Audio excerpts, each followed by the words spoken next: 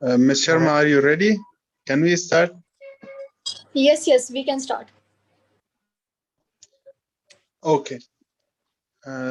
سلام، وقت تمام شما بخیر. خدا کنه صحتمند باشین. با اساس همکاری‌هایی که ما قبلا با دوستا داشتیم که در داخل و خارج از کشور، سوالات زیادی بود که پرسان میشد در رابطه با سفرها و تحصیلاتی که میتونن جوانان داشته باشن در بخش‌های مختلف.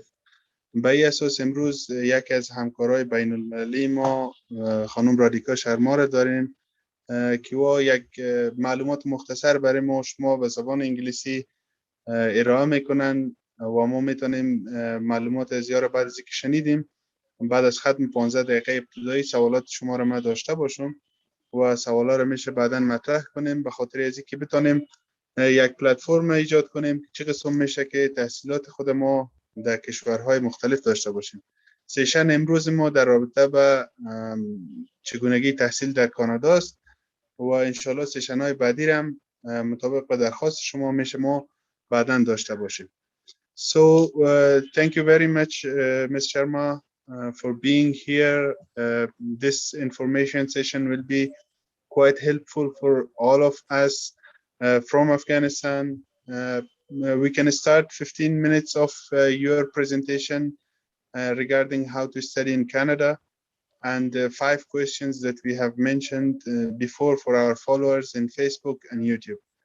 So it's your time. You can start, ma'am. I will collect the questions. After your session, we will ask the questions that has been raised. Thank you, ma'am. Okay. First of all, thank you so much, sir, for inviting me to this amazing webinar. And today, first, before all that, I want to introduce myself. So, my name is Radhika, and I am a director of Celsius Educations Private Limited from India. And along with that, I am a certified career counselor, and I guide people about how they can settle in abroad in different countries as per their eligibility and their requirements. So today we are specifically going to talk about how to study abroad, and here I would like to talk about the country that is Canada, which is like the most I would say the favorable country and the favorite country of all the, I would say, the citizens from all the world prefer to study in Canada. So I'm going sir, do you want me to share the PPT or I can speak directly? How you want me to proceed? If you share the PPT, it will be great. Yes, I am just going to share the PPT. And do I need to turn on the camera? Is it fine like this? As you are comfortable. If you turn on, it will be better. Otherwise, we don't have any issues. I can turn on, no issues with that. So like I can, Okay, so yes, hi everyone. So I'm just going to share the PPT with you all, where I have listed 5 questions that we are going to cover in this session. So yes, just give me a second. Okay, sir, please allow me to share my screen. You can share it, ma'am. Actually, there is a security key, so you can click on the more button, and after the security, you can click on share screen with everyone. Like I can share, because only host can share the screen otherwise. So just turn on that so that I can share from my side. Okay. Yes.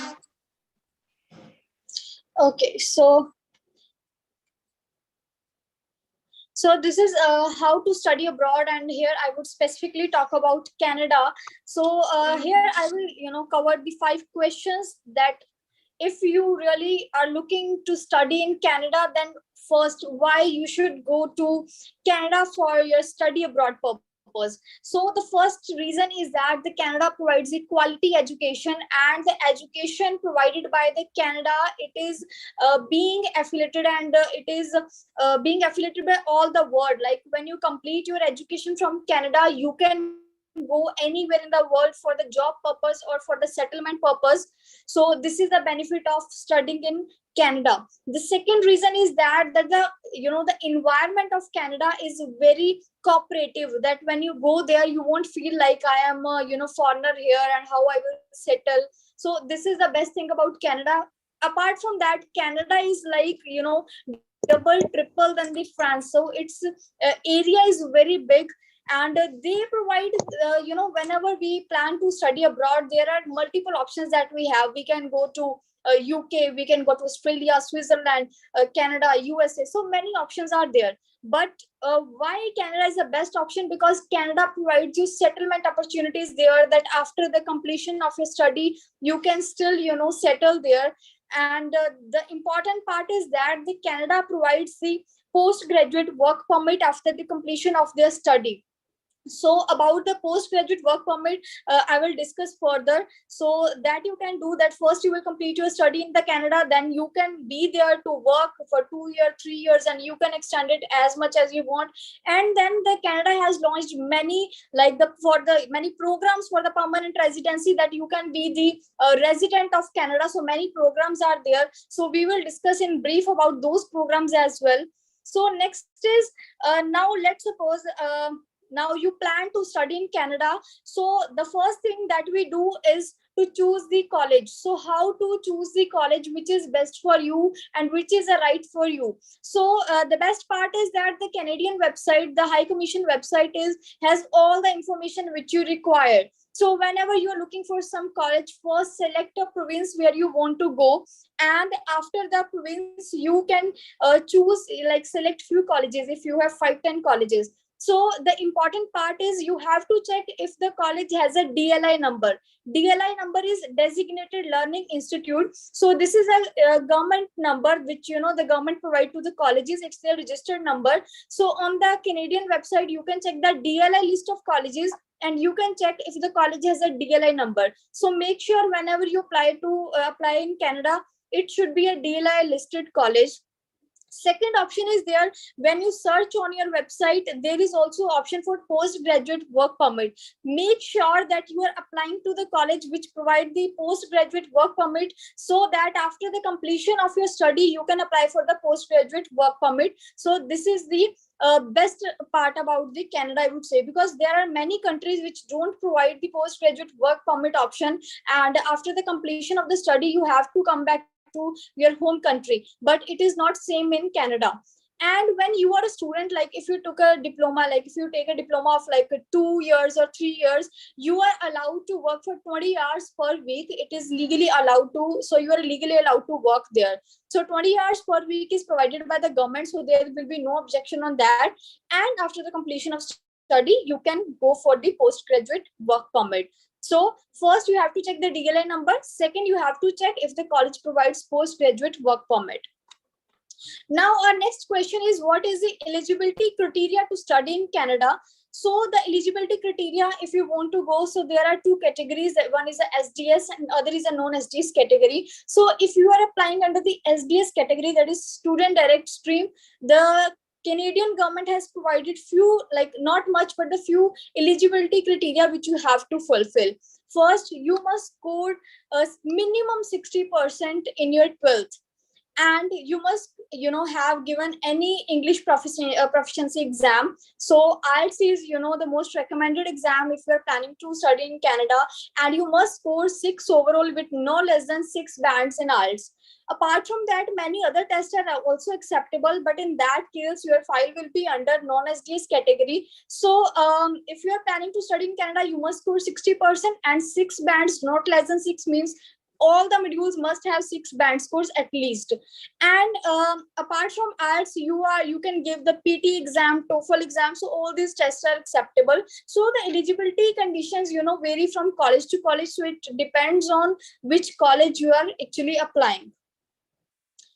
Let's move to the next question. So the next question is average expenses such as the tuition fees and the living expenses, which would have in the first year. So when you apply to Canada study visa, it is compulsory to pay the tuition fees of 1 year. So the tuition fees start from 8,000 Canadian dollar. It can be up to 35,000 Canadian dollar. So it depends if you are applying for a college or university, or you are applying for a diploma or degree. So usually the degree is for like the 4 years in Canada, and most of the students who go for like the further studies in Canada, the international students, they opt for 2 year diploma. So the majority of colleges have the fee structure of like 12,000 Canadian dollar to like 16,000 Canadian dollar, and the affordable colleges are in Montreal. So in Montreal, you will get the fee structure of like 12,000 Canadian dollar.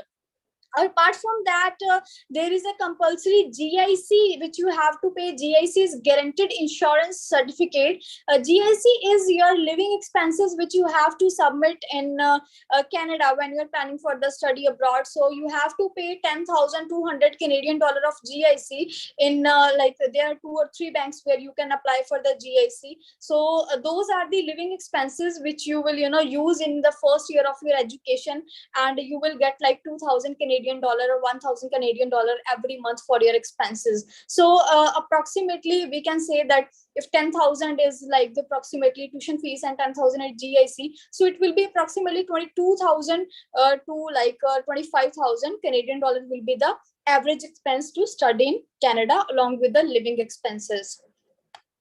Okay, so now let's talk about the further career and the settlement opportunities. So as I discussed with you that after the completion of your study, when you will complete your study of 2 year diploma, then you can apply for the postgraduate work permit. So to be eligible for the postgraduate work permit, make sure that you will clear your education. You must pass all the exams, you must have good attendance, only then you will be eligible for postgraduate work permit. So usually after the working for 1 year after the completion of your study, you can apply for the permanent residency in Canada. So the Canada provides like many settlement opportunities. You can apply direct PR if you score good band scores, and also there are many pathway, like many programs like PNP, that is province nomination programs. So under those programs you can also apply for the permanent residency. So this is like the basic overview about the Canada, I would say.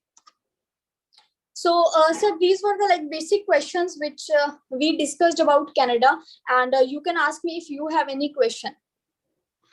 Thank you very much, ma'am. It was very helpful. Some of our followers, they have passed me the questions. One is the processing timing. It means if they start from today, how long it will take to complete the process. Okay, so students, if you have just completed your education and you have your IELTS scores in your hands, it usually takes 2 to 3 days to receive your offer letter. And now again, it depends on college to college, but most of the colleges, they provide offer letter in like 2 to 3 days, 2 to 3 working days. And there are like few government universities and colleges, they sometimes take 1 month, even more than 1 month. So but usually it takes 2 to 3 months for the offer letter. After receiving your offer letter, you have to pay your tuition fees, then you will receive your fee receipt and LOA from the college side. So completely, if you will ask that earlier before the COVID, it usually take like 28 days of processing time for the visa. 28 days of processing time for the visa, but now it's like 1 or 2 months. Okay. Thank you very much. The next question, those Afghan students, are they eligible as you said that if they have the IELTS and the rest of documentation completed, can they apply also or not? There are some restrictions on Afghanistan students. Yes, Afghanistan students, they are eligible. Okay, so for that you can check, as I talked about the SDS stream. So there they have mentioned the countries, and Afghanistan and India both are the countries which are eligible to apply under the SDS stream. So there is no, I would say the restriction from the Canadian government to anybody that they can't apply to. They are open for everyone. Okay. The next question is GIS. You said $10,200 Canadian dollars. they have to present. Can they collect it back or no? That will be for the government of Canada or the university. No. So what is this? The $10,200, you open your account in Canada and then you deposit that GIC in your Canadian account so that you can use that money for the living expenses. And usually a student, what they do, they spend this money for the living of like 1 year, and they collect their whatever they earn in their first year, they collect it for the further year tuition fees. So this is your money only. The Canadian government even pay you interest on it. They pay you interest on. This is not the money that they deduct or they keep. Okay. And the final question is, during their study, can they work also for increasing their incomes and at least their life expenses? Can they work there or not? They are not eligible to work. Yes, for according to undergraduate and postgraduate. Both undergraduate and postgraduate. Yes. Okay, so as per the government ruling, as per the High Commission of Canada, you are eligible to work for 20 hours per week, even if you are an undergraduate or postgraduate student. And by working 20 hours per week, you can easily manage your living expenses there. Okay. Yes. I'm just waiting for the next question. It's about the residence permit. You said that after studying, they can apply for residence permit there. What's the procedure for that? If you can explain more about. So after the completion of your study, first you have to apply for the postgraduate work permit, because to be eligible for the permanent residency, you must have experience of 1 year at least. But there are few provinces which allow you to show the experience of 6 months, but you have to work for at least 6 months or 1 year. After doing that work after 6 months or 1 year, then you apply for the permanent residency. So there is a profile that is the express entry under which you apply. So express entry is a platform created by the Canadian government where you put your profile in the pool and they select the candidates from there according to their points. So it will be a point based permanent residency. The points are given by the Canadian government. Okay, and another question is, can they apply for their family visa as well? It means the students wants to go there and then apply for their family as well. Okay. For example, wife, father, or mother. Okay, so let's suppose if you are a student and applying for the study visa, so after you reach there, please, I suggest to take at least 6 months, and after 6 months apply for your spouse. If you have any spouse, then you can apply for them and they will receive the open work permit, under which they will be eligible to work there and they will stay with you. For the parents and for the brother or sister, they can apply for the visitor visa, where you will give them the application that I want to meet my family and I want to invite them here. So they will receive the visitor visa, but your spouse can work there along with you after 6 months. Your voice is not audible, sir. Yeah, thank you very much. As we don't want to expand the video, we want to have it short. We can we provide your information for the students and those who need to contact and for more details on your advices and all that? Surely, I would be more than happy to receive your queries and to receive any assessment if you want to take, or you want to shortlist. I can shortlist the colleges for you and I can guide you further for the study visa. So they can contact me and they can get my details from you, my email ID and everything. So they can proceed for that. Thank you very much. It was wonderful to have you. Hope to have you more on next sessions as well. Surely, I will be there. Thank you so much for inviting me here. Thank you. Thank you. Thank you.